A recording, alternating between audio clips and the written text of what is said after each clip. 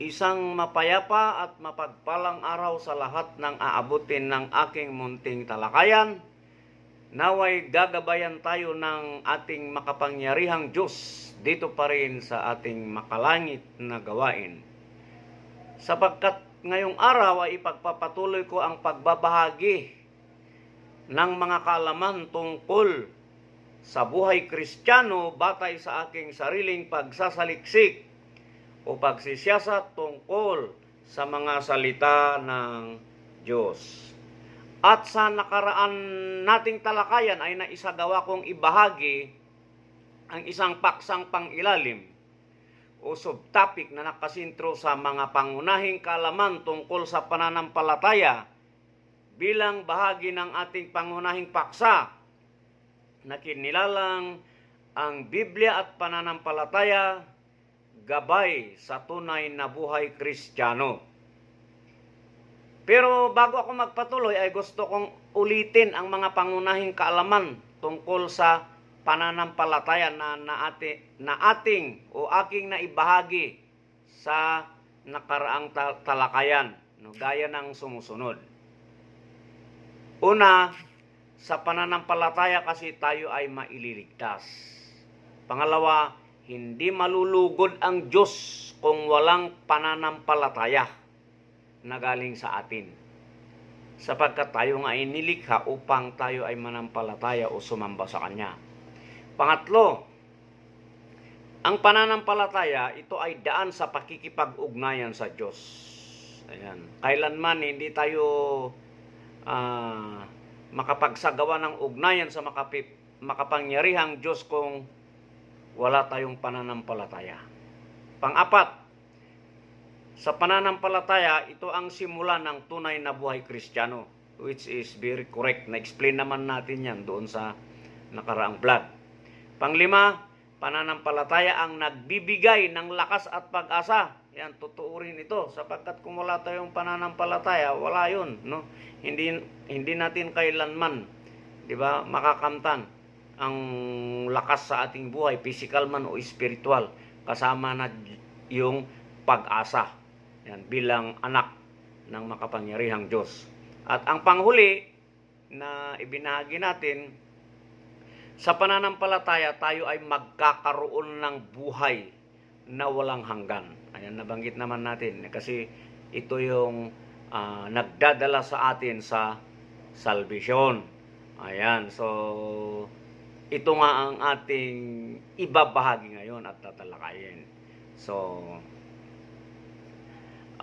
maililigtas ba tayo ng ating pananampalataya? Ayan, no? Yun yung katanungan na ating bibigyan ng kasagutan. Of course, ayon sa Biblia, no, maililigtas tayo ng ating pananampalataya sapagkat ito ay mahalagang sangkap para sa ating kaligtasan, no? But of course, mahalagang maintindihan natin na ang pananampalataya ay hindi galing sa atin, kundi ito ay tugon sa biyaya ng Diyos sa pamamagitan ni Jesus Kristo. As we go on, malalaman natin kung bakit nating nasabi. Okay, so meron tayong apat dito na ihinanda na maging reference o batayan, di ba? Na tayo ay maililigtas ng ating pananampalataya. So, ang number one na batayan natin is yung Efeso chapter 2 verses 8-9. Basahin ko. Sapagkat sa biyaya kayo naligtas sa pamamagitan ng pananampalataya, at ito'y hindi mula sa inyo. Ito'y kaloob ng Diyos. No? Kaya nabanggit natin kanina na ito ay pinagkakaloob ng Diyos. Hindi sa pamamagitan ng gawa upang ang sinuman ay huwag magmalaki. So, hindi lang daw sa pamamagitan ng gawa. Kaloob din ito ng Diyos. So, in other words, ang Diyos ang nagliligtas sa atin sa pamamagitan ng kanyang biyaya at tayo'y tumugon sa pamamagitan naman ng pananampalataya sa Kanya.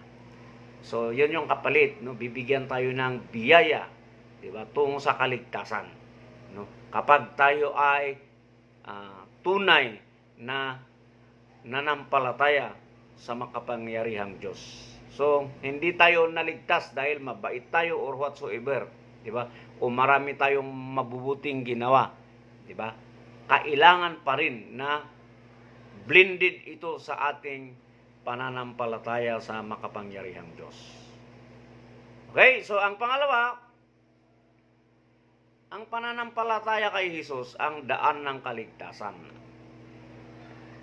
So ayon sa, ito yung pinaka alam ng lahat, itong Juan 3:16, di ba? May mga kanta pa dito. For God so loved the world, di ba? Takas talaunay ti panagayat ti Diyos, sabi niya sa wikang Ilocano. No, basahin ko sa Tagalog.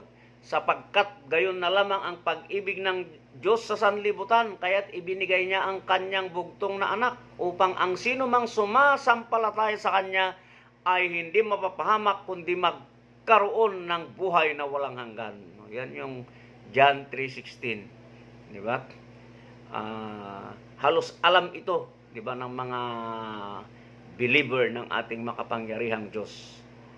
Ito yung isa sa mga pangunahing ginagamit lagi, no, pag may pangangaral sa mga salita ng Diyos. No, in other words, no, hindi sapat ang maniwala lang sa Diyos. Dapat tayong sumampalataya din sa Kanya bilang tagapagligtas. Ayan. So, yun yung pangalawa. Dito tayo sa pangatlo.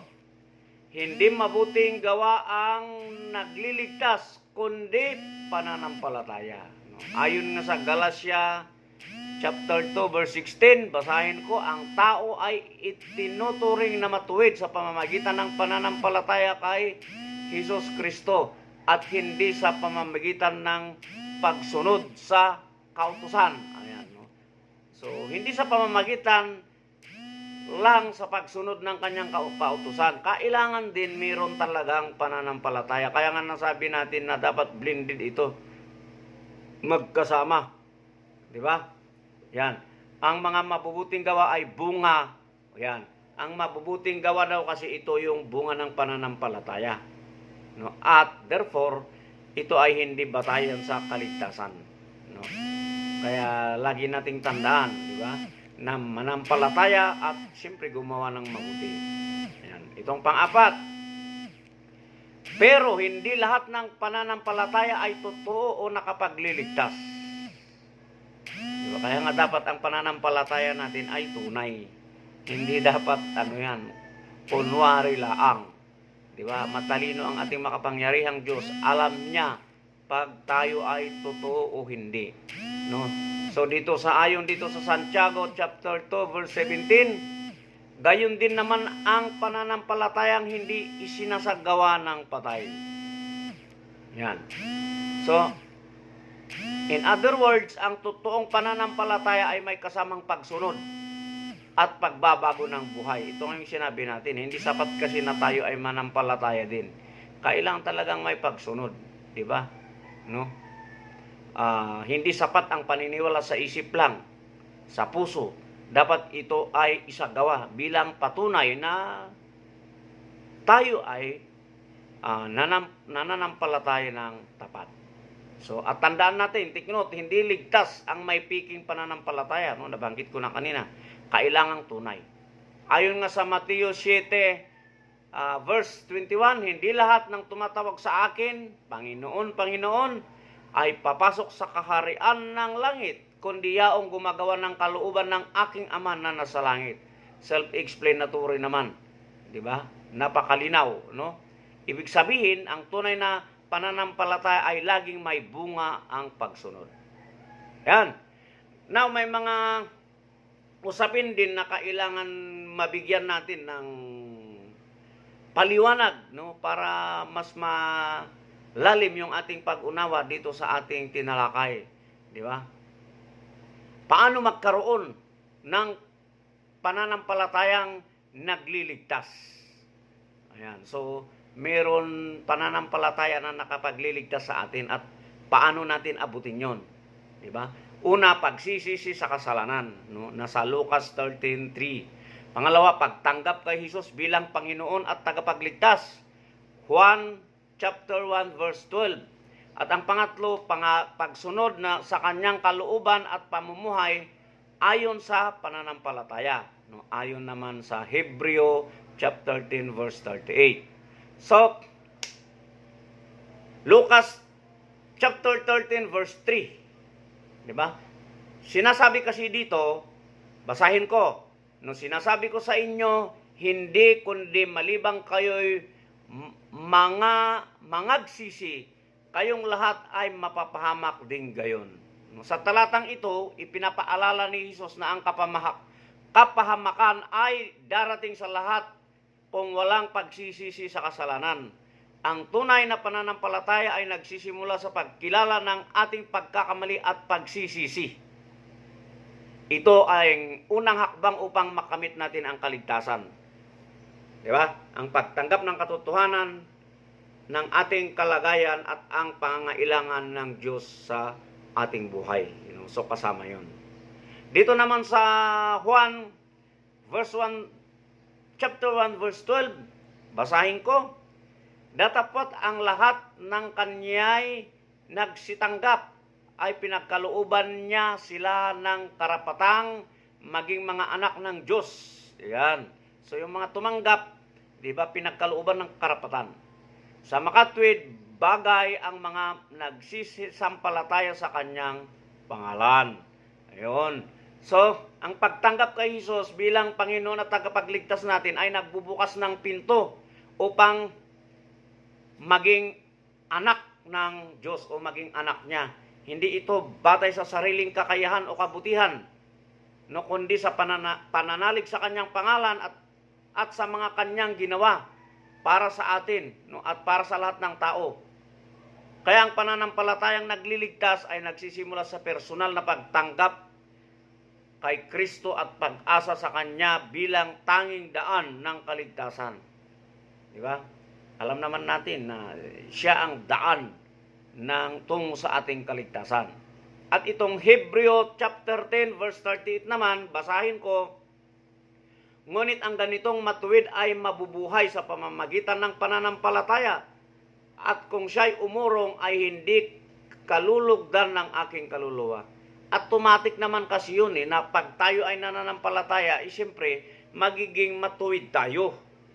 Di ba? Yun yung epekto, di ba? Na kapag tayo ay nanampalataya ng tunay sa Diyos, sa ating makapangyarihang Diyos, of course, gagawa tayo ng mga bagay-bagay na naaayon sa kanyang kagustuhan at kalooban. Kaya automatic yun na tayo ay magiging matuwid. Di ba? Sapagkat ang tunay na pananampalataya ay hindi lamang sa salita, kundi sa araw-araw na gawain sa ating pamumuhay. Di ba? Ang nagliligtas na pananampalataya ay nagpapatuloy at nananatili sa makapangyarihang Diyos kahit sa gitna ng pagsubok. Di ba? Sawi ka man, siyempre nandun pa rin yung pananampalataya. Yan. Ang sinumang umatras o lumihis ay nagpapakita na hindi pa lubos ang kanyang pananampalataya. Pag nandyan yung mga kasawian, nandyan yung mga pagsubok, ay umaatras ka, therefore, hindi matibay ang iyong pananampalataya. Yun ay piki, hindi yung tunay.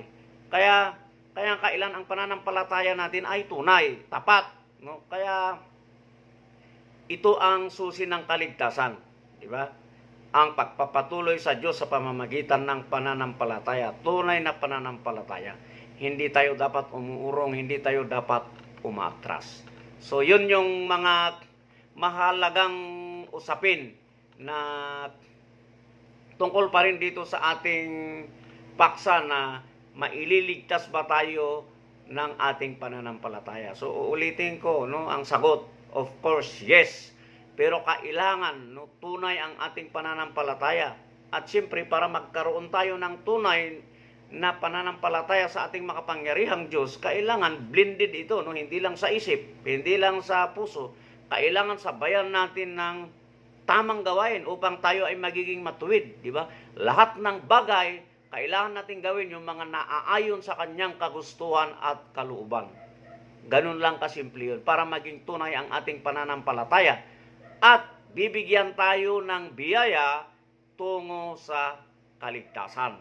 No? So yun yung sagot, no, batay sa ating pagsasaliksik at pagsisiyasat. So hopefully meron kayong natutunan na kunting aral dito pa rin sa ating tinalakay. And in our next topic, meron pa tayong dalawa, no? Interesting din ito, paano makamtan ang kaligtasan. Ayan, so ipapaliwanag ko ito in our next vlog. So hanggang sa muli, no? Isang mapayapa at mapagpalang araw sa lahat.